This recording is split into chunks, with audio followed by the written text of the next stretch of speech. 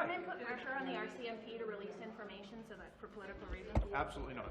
Can you tell us what happened, what conversations they've had that led the commissioner to believe that you wanted information? I think the commissioner has issued a statement last night, and she makes very clear that there was no interference. She had a conversation with her subordinates, and that's her job as the commissioner, but there was no pressure brought to bear and no interference with the operational decisions of the RCMP. Did your office ask her for any information on the types of firearms used?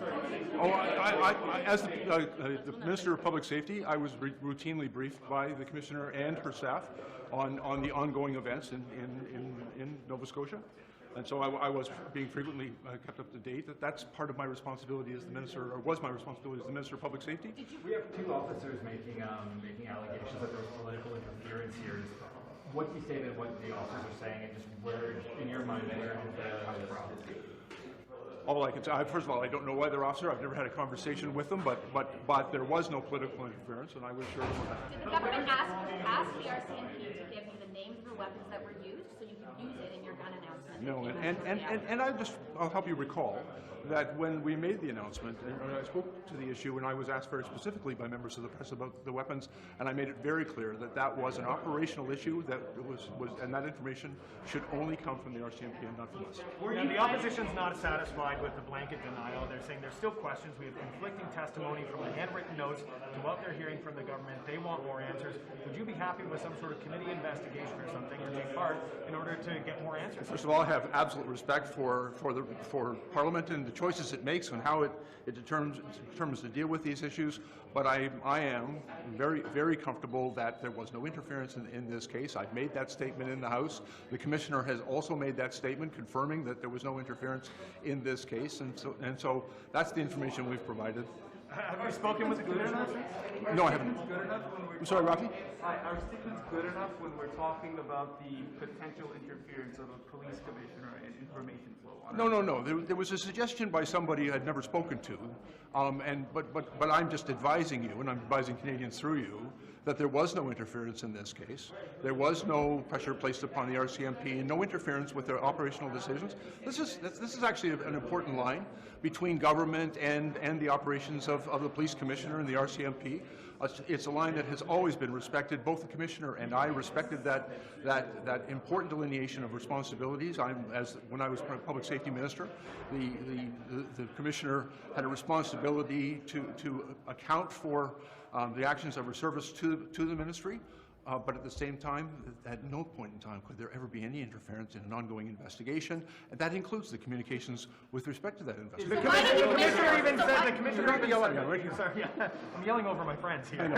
But the commissioner even said that she handled the situation poorly in the aftermath, and these conversations that are the subject of all of this controversy right now. Do you still have faith in Brenda Lucki as the commissioner of the RCMP? You know what? I recall this terribly tragic incident in which a member of the RCMP and many Canadians lost their lives, and there was a great deal of trauma that was impacting on those officers and on that community. There was a need, and we heard it very clearly from the people of Nova Scotia, the families and the communities that were impacted by this violence. You know, they wanted information, they needed information, and the RCMP had an incredibly difficult job, and so I have a great deal of empathy and sympathy for the challenges both faced by the community and the RCMP in these circumstances. I think the Commissioner of the RCMP has been very clear that she regrets some aspects of the conversation she had with her subordinates, but that's entirely between the Commissioner and her subordinates. There is no involvement or role for government in that. I respect those processes, and I know from experience how difficult those challenges are. You were saying, and the Commissioner is saying, that there was no political interference, but Canadians are looking what the Superintendent has said, and that there was political interference. How should Canadians square the fact that you're saying one thing and someone who is in the media is saying the complete opposite thing?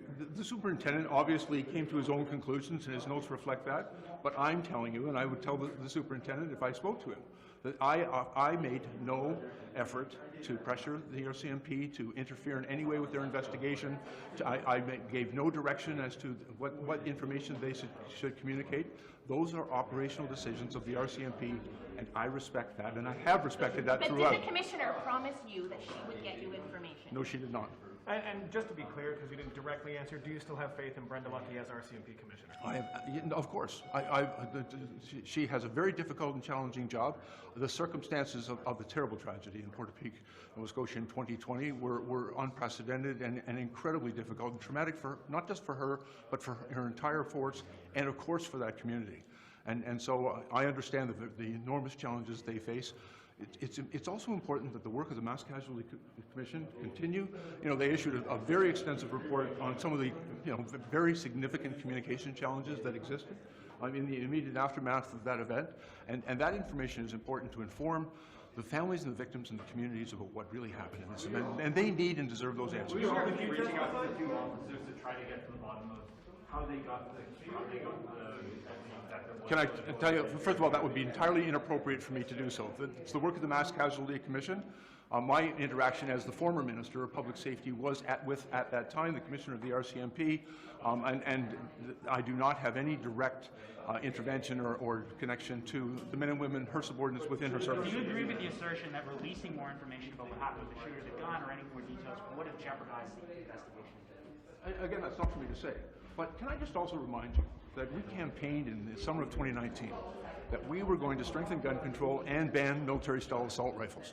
When we were elected and formed government, and I was named the Minister of Public Safety, and the Prime Minister gave me a mandate letter, contained right in that mandate letter was a commitment that we were going to strengthen gun control and that we were going to ban military-style assault rifles. That work continued unrelentingly and vigorously throughout the next several months as we worked with the Canadian Firearms Program, we worked with Public Safety Ministry, we worked with and consulted with people across the country to develop a very comprehensive list of over 1,500 military-style assault rifles, and we kept that promise. That was our commitment to Canadians, that we would ban those rifles, and we banned them.